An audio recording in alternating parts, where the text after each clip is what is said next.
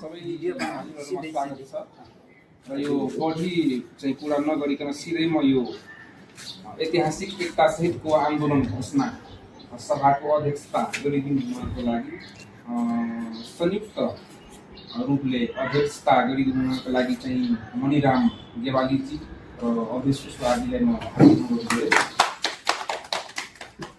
त्यस्तै यो कार्यक्रमलाई औपचारिकता सहितको चाहिँ हुँदै यो आन्दोलनमा सामाजिक न्यायको आन्दोलनमा मिटर ब्याजको आन्दोलनमा लघुवित्तको आन्दोलन हुँदै गर्दाखेरि हाम्रा शहीद हुनुभएका आदरणीय शहीदहरूप्रति हार्दिक श्रद्धाञ्जली गर्नुको लागि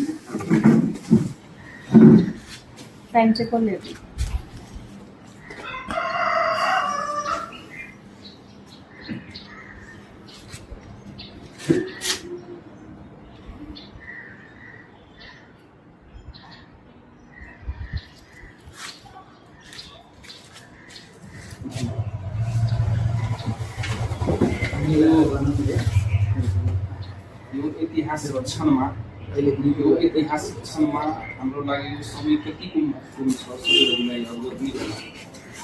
यो आन्दोलन आज एक खुसी छ हाम्रो हो। यो कतिको खुसी हुनुभन्दा चाहिँ हाम्रो लागि अरू कुनै खुसी छैन हो। यो खुसीलाई यो ऐतिहासिक क्षणलाई हामीले वाचन मार्फत हजुरहरूलाई चाहिँ सुनाउन चाहन्छु कि हाम्रो चाहिँ जो सहमति भएका छन्, जो समझदारी भएका छन्, ती सबै आम नेपाली जनताहरूले बुझ्नको निम्ति म यो ऐतिहासिकता सहितको आन्दोलन घोषणा सभाको यो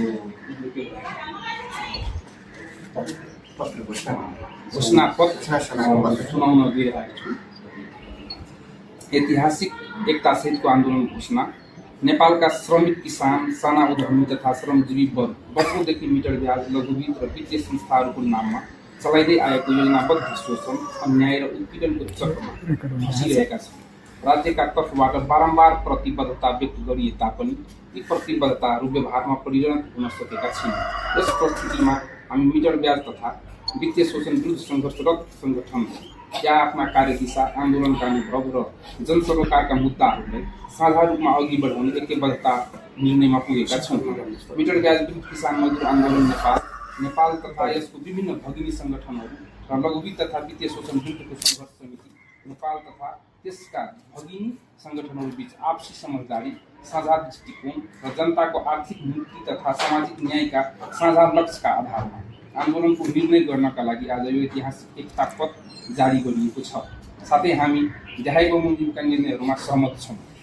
हाम्रो एकताको मूल उद्देश्य जनताको आर्थिक मुक्ति र न्याय प्राप्तिका लागि सङ्घर्षलाई सुदृढ, संयोजित र सङ्गठित बनाउनु हो। वित्तीय प्रणालीमा रहेका शोषणकारी नीतिहरू, लघुवित्त तथा वित्तीय संस्थाहरूको अत्याधिक ब्याज दर, किसान र मजदुरमाथि असमान व्यवहार, चरम भ्रष्टाचार, राष्ट्रिय स्वाधीनतामा परेको सङ्कट तथा राज्य संयन्त्रको सामाजिक न्यायका मुद्दाप्रतिको मौनताले जनजीवनमाथि गम्भीर आघात पुर्याउँदै गएको छ। यसका विरुद्ध हामीले साझा नीति, साझा कार्ययोजना र साझा आन्दोलनको मार्ग अवलम्बन गर्ने सहमति गरेका छौँ।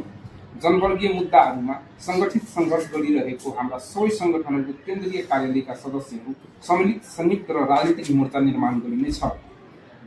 संयुक्त आन्दोलनको नाम Sanyukta Janadhikar Andolan Nepal, united people's rights movement Nepal रहने निर्णय गरेका छौँ। मोर्चाको नारा निम्न अनुसार रहनेछ: राष्ट्रिय स्वाधीनता, स्थायित्व, सामाजिक न्यायका लागि संयुक्त जनअधिकार आन्दोलन, आर्थिक क्रान्तिका लागि संयुक्त जनअधिकार आन्दोलन। राष्ट्रिय स्वाधीनता, स्थायित्व र सामाजिक न्याय सुनिश्चित गरौँ, आर्थिक क्रान्तिका लागि एकजुट हौँ। मिटर ब्याज विरुद्ध आन्दोलन तथा वित्तीय शोषण विरुद्ध आन्दोलनका क्रममा शहादत हुनुभएका देहाय बमोजिम शहीदहरूप्रति सधैँ समर्पित रहने निर्णय गरेका छौँ। साथै शहीद परिवारप्रति सधैँ उत्तरदायी रहिरहने प्रतिबद्धता व्यक्त गर्दछौँ। मिटर ब्याज विरुद्ध किसान मजदुर आन्दोलन नेपाल, दाताराज बागले सर्लाही, विनित कुमार मोरङ, भोगेन्द्र ठाकुर धनुषा। त्यसैगरी लघुवित्त तथा वित्तीय शोषण विरुद्धको सङ्घर्ष समिति नेपालको तर्फबाट पदम बहादुर राई, जिल्ला उदयपुर।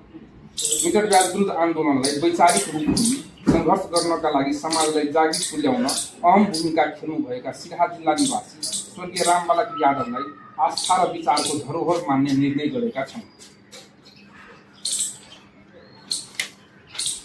मिटर ब्याज लघुवित्त तथा वित्तीय संस्थाहरूको ज्यादती विरुद्ध तथा सामाजिक न्यायिक पक्षमा सङ्गठित भई सडक सङ्घर्ष गरिरहेका सङ्गठनहरू बिचको एकता अभियान मार्फत संयुक्त जनअधिकार आन्दोलनमा आबद्ध गराउन पहल गर्ने सहमति गरेका छौँ। यस एकतापछि दुवै सङ्गठनका संरचना, नेतृत्व र सदस्यहरू बीच समन्वयका लागि दुवै पक्षका सङ्गठनहरूको पुराना धन्दा यथावत रहने गरी यही मिति 2082 कार्तिक 30 गतेभित्र संयुक्त कार्य समिति गठन गरिनेछ। साथै भूमि अधिकार आन्दोलन र युवाहरूको विषयमा कार्यदलले गरेको निर्णय बमोजिम कार्यान्वयन गरिनेछ। सङ्गठनका जनवर्गीय समितिहरूले देशभरका पीडित किसान, मजदुर र लघु वित्तीय संस्था, बैंक तथा सहकारी हितहरूसँग प्रत्यक्ष सम्पर्क विस्तार गरी सङ्गठन निर्माण, परिचालन तथा सुदृढीकरण गर्ने संयुक्त जनअधिकार आन्दोलनले सङ्गठनको राजनीतिक काम गर्नेछ। साथै मोर्चाले राज्यका सम्बन्धित निकायहरूलाई माग र समस्या समाधानका लागि आवश्यक काम गर्नेछ। यो एकता औपचारिक सम्झौता मात्र नभई जनताको हक, अधिकार र स्वाभिमानका लागि उभिएको साझा अभियानको प्रारम्भ हो। कुनै पनि किसान, मजदुर, श्रमिक तथा व्यवसायीहरू मिटर ब्याज तथा वित्तीय शोषणको शिकार नबनुन्, आर्थिक प्रणाली, वित्तीय सुशासन, न्याय सङ्गत र जनमुखी बनोस् तथा हाम्रो देशको उत्पादनशील वर्गलाई सम्मान र स्वतन्त्रता प्राप्त होस् भन्ने हाम्रो साझा प्रतिबद्धता छ। यस एकताले हाम्रो आन्दोलनलाई थप सङ्गठित, योजनाबद्ध र सशक्त बनाउनेछ भन्ने हामीलाई दृढ विश्वास छ। हामी सम्पूर्ण न्यायप्रेमी, श्रमजीवी र जनपक्षीय शक्तिहरूलाई यस अभियानमा सहयात्रा गर्न हार्दिक आह्वान गर्दछौँ। लघुवित्त तथा वित्तीय शोषण सङ्गठन नेपाल लगायत भगिनी सङ्गठनको तर्फबाट केन्द्रीय अध्यक्ष मणिराम गेवाली, त्यसैगरी मिटर ब्याज विरुद्ध किसान मजदुर आन्दोलन नेपाल लगायत भगिनी सङ्गठनहरूको तर्फबाट केन्द्रीय अध्यक्ष अभेश कुशवाहा, मिति 2082 कार्तिक 2 स्थान काठमाडौँ बानेश्वर।